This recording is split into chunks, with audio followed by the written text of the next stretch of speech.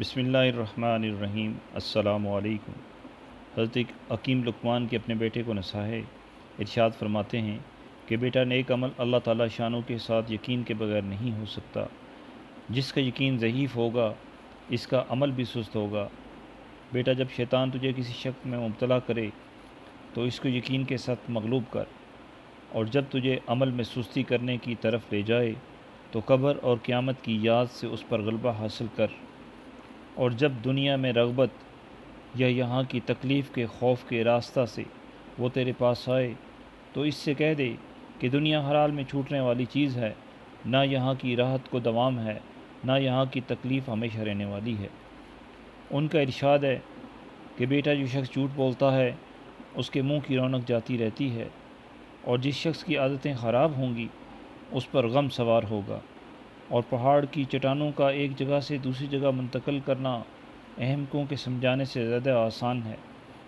ان کا ارشاد ہے کہ بیٹا، جھوٹ سے اپنے آپ کو بہت محفوظ رکھو۔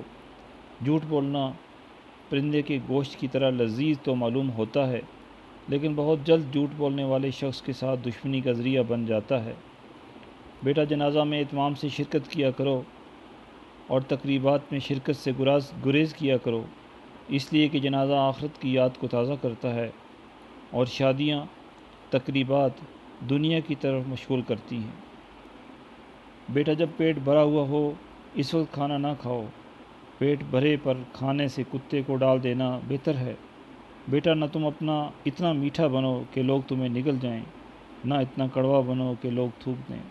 بیٹا، تم مرغے سے زیادہ عاجز نہ بنو کہ وہ تو سحر کے وقت جاگ کر چلانا شروع کر دے اور تم اپنے بسترے پر پڑے سوتے رہو۔ بیٹا، توبہ میں دیر نہ کرو کہ موت کا کوئی وقت مقرر نہیں، وہ دفعتاً آ جاتی ہے۔ بیٹا، جاہل سے دوستی نہ کرو، ایسا نہ ہو کہ اس کی جہالت کی باتیں تمہیں اچھی معلوم ہونے لگیں، اور حکیم سے دشمنی مول نہ لو، ایسا نہ ہو کہ وہ تم سے اعراض کرنے لگے اور پھر اس کی حکمتوں سے تم محروم ہو جاؤ۔ بیٹا، اپنا کھانا متقی لوگوں کے سوا کسی کو نہ کھلاؤ، اور اپنے کاموں میں علماء سے مشورہ لیا کرو۔ کسی نے ان سے پوچھا کہ بدترین شخص کون ہے؟ انہوں نے فرمایا، جو اس کی پرواہ نہ کرتا ہو کہ کوئی شخص اس کو برائی کرتے ہوئے دیکھ لے۔ ان کا ارشاد ہے کہ بیٹا، نیک لوگوں کے پاس اپنی نشست کثرت سے رکھا کرو کہ ان کے پاس بیٹھنے سے نیکی حاصل کر سکو گے، اور اگر ان پر کسی وقت اللہ کی رحمت خاصہ نازل ہوئی تو اس میں سے تم کو بھی کچھ نہ کچھ ضرور ملے گا۔ جب بارش اترتی ہے تو اس مکان کے سب حصوں میں پہنچتی ہے، اور اپنے آپ کو برے لوگوں کی صحبت سے دور رکھو کہ ان کے پاس بیٹھنے سے کسی خیر کی تو امید نہیں، اور ان پر کسی وقت عذاب ہوا تو اس کا اثر